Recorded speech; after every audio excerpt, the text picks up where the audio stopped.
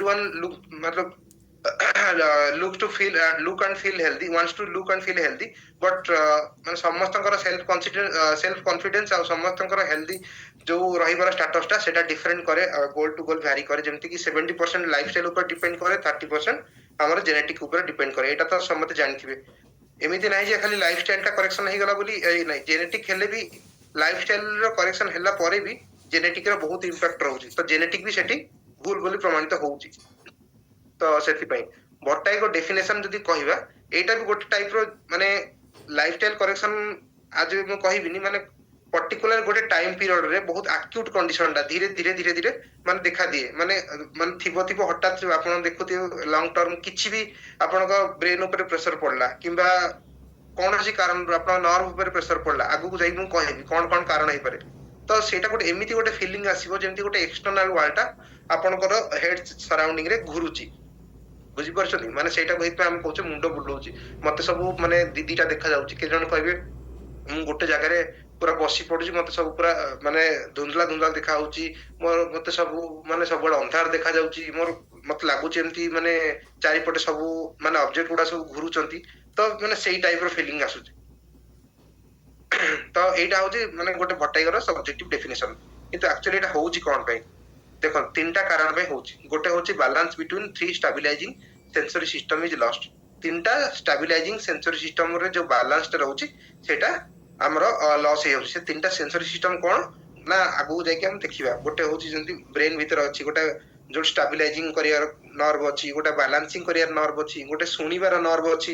ତ ଏଇ ତିନିଟା ବାଲାନ୍ସ, ଷ୍ଟାବିଲାଇଜେସନ ଆଉ ହିୟରିଂ ତିନିଟାକର କମ୍ବିନେସନ ବାଲାଙ୍କର ମାନେ ଯଦି ତିନିଟାକର ପରସେପସନ ଠିକ ଥିବ, ତାହେଲେ ଯାଇକି ଆମେ ଗୋଟେ ସେଇ ହିସାବରେ ଗୋଟେ ପ୍ଲାନିଂ ପ୍ରୋଗ୍ରାମିଂ ଆମ ବ୍ରେନରେ ସୃଷ୍ଟି ହଉଛି, ଯୋଉଟା ପାଇଁ ଆମେ ମୁଣ୍ଡଟାକୁ ଅଧିକା ଷ୍ଟ୍ରେସ ନଉନେ। ତ ମାନେ ଯୋଉ ସିଚୁଏସନରେ ଯେତିକି ରିଆକ୍ଟ କରିବା କଥା ସେଇ ହିସାବରେ ରିଆକ୍ଟ କରୁଛେ। କିନ୍ତୁ ଯୋଉ ଟାଇମରେ ଆମେ ଯୋଉ ଏକ୍ସେସ ଯଦି କିଛି ଜିନିଷ କରିଦଉଛେ, ଚାहे ଏକ୍ସେସ ରାଗି ଯାଉଛେ, ଚାहे ଏକ୍ସେସ ଷ୍ଟ୍ରେସ ନେଇଯାଉଛେ, ଚାहे ଏକ୍ସେସ କମ୍ପ୍ୟୁଟର ଲାପଟପ ସ୍କ୍ରିନ ଆଗରେ ବସି ଯାଉଛେ, ସେଇ ଟାଇମରେ କଣ ହଉଛି? ସେଇ ଟାଇମରେ ଆମର ସେନ୍ସରୀ ନର୍ଭ ଗୁଡା ଡିଷ୍ଟ୍ରୟ ହେଇଯାଉଛି। ସେଇ ଟାଇମରେ ଆମେ ତ ଷ୍ଟ୍ରେସ ନଉନେ, କିନ୍ତୁ ସେନ୍ସରୀ ନର୍ଭ କିଛି ଅଛି ଯୋଉଟା କି ଡିଷ୍ଟ୍ରୟ ହଉଛି। ସେଥିପାଇଁ ଭଟ୍ଟାଇଗୋ ଡେଭଲପ ହଉଛି। ଆଉ କିଛି ଭଟ୍ଟାଇଗୋର କାରଣ କଣ? ଅନୟୁଜୁଆଲ ପୋଜିସନ ଚେଞ୍ଜ ହଉଛି ଯୋଗୁ, ମାନେ ଯଦି ଆପଣ ଏମିତି କିଛି ବସିଗଲେ, ଏମିତି କିଛି ବସିଗଲେ କି ଅନୟୁଜୁଆଲ ପୋଜିସନରେ ଶୋଇ ପଡିଲେ, ଭେଷ୍ଟିବୁଲାର ନର୍ଭ ଗୋଟେ ଅଛି ସେଟା ଡ୍ୟାମେଜ ହେଇଯାଏ। ତ ହେଡ ଆଣ୍ଡ ନେକ୍ ପୋଜିସନ ଯଦି ଅନୟୁଜୁଆଲ ହେଇଗଲା, ତ ସେଥିପାଇଁ ଆମର ଯୋଉଟା କି ଅନଫ୍ୟାମିଲିଆର ହେଡ ମୁଭମେଣ୍ଟ ଯଦି କିଛି କରିଦେଲେ, ଭୁଲ ଏକ୍ସରସାଇଜ କରୁ କରୁ କିଛି ହେଡ ର କିଛି ଭୁଲ ଏକ୍ସରସାଇଜ କରିଦେଲେ, ତ ସେଇ ଟାଇମରେ ବି ଭଟ୍ଟାଇଗୋ ଆସିପାରେ। ତ ସେଥିପାଇଁ କହନ୍ତି ମାନେ ଏକ୍ସରସାଇଜ ବି ଠିକ ରେ କରିବ, ପୋଜିସନ ବି ଆପଣଙ୍କ ଠିକ ରେ ମେଣ୍ଟେନ କରିକି ଶୋଇବେ, ବସିବେ, ସବୁ ଜିନିଷ କରିବେ। କୌଣସି ଜିନିଷ ହଡବଡ ହେଇକି କରିବେ ନାହିଁ। ତ ପେରିଫେରାଲ ଆଉ ସେଣ୍ଟ୍ରାଲ ଭଟ୍ଟାଇଗୋର ମାନେ ଏଇଟା ହଉଛି ତାର ଦିଟା ହଉଛି डिफरेंशिएशन। डिवाइड कराई गोटे पेरिफेरल और सेंट्रल वर्टाइगो। तो पेरिफेरल वर्टाइगो का कॉज क्या क्या होता है और सेंट्रल वर्टाइगो क्या कॉज क्या क्या होता है अब जानेंगे। पेरिफेरल वर्टाइगो क्यों होता है कि वेस्टिबुलर एंड ऑर्गन जब डैमेज होता है, वेस्टिबुलर एंड ऑर्गन बोलने में क्या होता है? वेस्टिबुलर एंड ऑर्गन में एक होता है कान, ठीक है ना, और दूसरा होता है आंख, तीसरा होता है हमारा जो पूरा यहाँ से पूरा हेड एंड नेक का जो यहाँ से लेकर गले वाला सिस्टम, जो नर्व जितना नर्व वन वेसल होता है टोटल मुंह से ब्रेन से लेकर जो मुंह तक कनेक्ट करता है, वो सारे होता है वेस्टिबुलर एंड ऑर्गन। तो ये अगर कुछ भी यहाँ पे और आंख में या सिर में या इवन गाल में, दांत में, कहीं भी जगह पे कुछ भी अगर चेंजेस होता है, मतलब कोई कुछ भी इन्फेक्शन हो सकता है, तो वो वर्टाइगो कॉज कर सकती है। आप बोल रहे होता है मेरा तो सिर तो दर्द हो रहा है, मेरा सिर दुख रहा है, मेरा सिर घूम रहा है, तो यहाँ पे क्या प्रॉब्लम है? यहाँ से क्यों प्रॉब्लम यहाँ से जाते हैं? ये सारे कनेक्शन ही है। इसलिए एक इंटरमीडिएट वर्टाइगो बोलते हैं, क्योंकि वेस्टिबुलर नर्व यहाँ से कान से एक्सटर्नल ईयर से यहाँ तक हमारा जो सिर में एक प्रॉब्लम होता है, मतलब एक ऑर्गन है, वो जो होता है उसको हम बोलते हैं सेरेबेलम, मेडुला ऑब्लोंगाटा। बहुत सारे डिटेल में इतना नहीं जा रहा हूँ। यहाँ से यहाँ तक कनेक्शन है। तो अगर ये बीच वाला रास्ते में कोई प्रॉब्लम हो गया, तो ये होता है इंटरमीडिएट। अगर कोई पेरिफेरल एंड ऑर्गन में हुआ तो हुआ पेरिफेरल कॉज। अगर यहाँ नहीं है, यहाँ नहीं है, सिर्फ ब्रेन हेमरेज होने के बाद या ब्रेन में कुछ डिफेक्ट होने के बाद वहां पे डायरेक्ट वो वेस्टिबुलर न्यूक्लियस अगर डैमेज हुआ, वो होता है सेंट्रल वर्टाइगो, जो कि बहुत ही रेयर होता है, ओनली 15% होता है। Next, what is vertigo? देखिए, vertigo is characterised by dizziness and head movement triggered by certain changes in positioning. It is common and easily treatable. ये देखिए, ये एक छोटा सा डेफिनेशन है, पूरा पार्शियल मतलब पूरा कंप्लीट डेफिनेशन नहीं है, पार्शियल डेफिनेशन है। इसमें बोला गया है कि भट्टाइगो एक सेंस ऑफ डिजीनेस है, सर चक्कर काटना, क्योंकि ओनली चेंजेस इन पोजीशन, इसमें पोजीशन चेंजेस के लिए दिया हुआ है। तो और क्या क्या कॉज होता है वर्टाइगो में, जैसे मीनियर डिजीज हो गया, इनर ईयर इन्फेक्शन हो गया, हेड और नेक इंजरी हो गया, स्ट्रोक या ट्यूमर हो गया। देखिए मैं क्या क्या रीजन बता रहा था, और अभी देखिए उस रीजन को यहाँ पे कोरिलेट कीजिए। मीनियर डिजीज एक कान का इनर ईयर का डिजीज होता है, इसमें कान अफेक्ट हो गया तो ये क्या हो गया, ये वर्टाइगो हो गया, peripheral vertigo disease. Inner ear infection कान का हो गया, ये भी ये दोनों कान के वजह से रीजन हो गया, तो ये पेरिफेरल वर्टाइगो का रीजन हो गया। हेड और नेक इंजरी, अगर हेड में या नेक में कुछ इंजरी हो गया तो ये इंटरमीडिएट वर्टाइगो और सेंट्रल वर्टाइगो हो गया।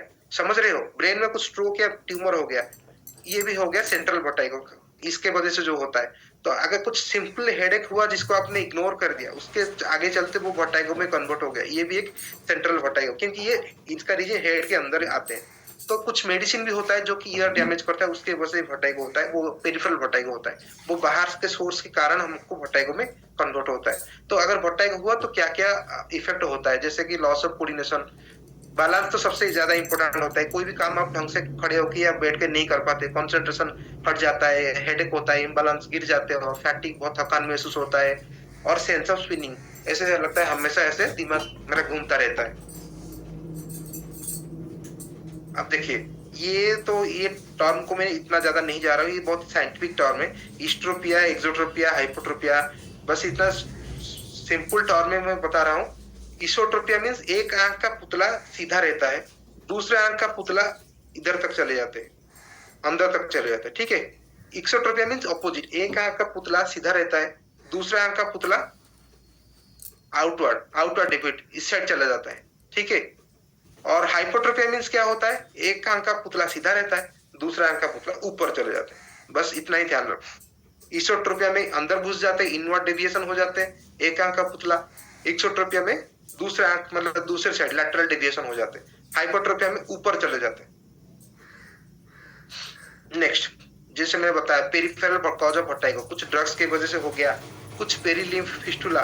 पेरिलिम्फ फिस्टुला मींस हमारे कान में, जैसे इसमें सीएसएफ है, सब लोग जानते हो ना, ब्रेन में सीएसएफ है, वैसे कान में भी सीएसएफ की तरह दो लिम्फ होते हैं, उसको बोलते हैं कि पेरिलिम्फ होते हैं, जो आउटर लेयर पे रहते हैं, और जो इनर लेयर के अंदर रहते हैं उसको एंडोलिम्फ बोलते हैं।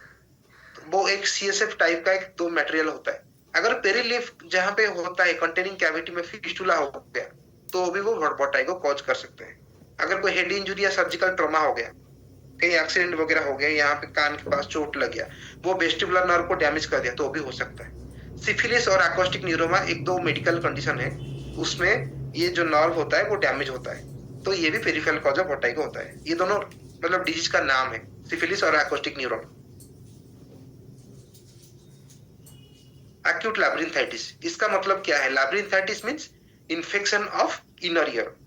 हमारा ये जो दिख रहा है ये आउटर ईयर है, इसके अंदर एक मिडिल ईयर है, उसके अंदर इनर ईयर। समझ रहे हो, यहाँ पे देखो पिक्चर, देखो इनर ईयर का पिक्चर दिया हुआ। इनर ईयर का सराउंडिंग में जो होता है उनको मतलब सराउंडिंग जो कवरिंग होता है उसको लैब्रिंथ बोलते हैं।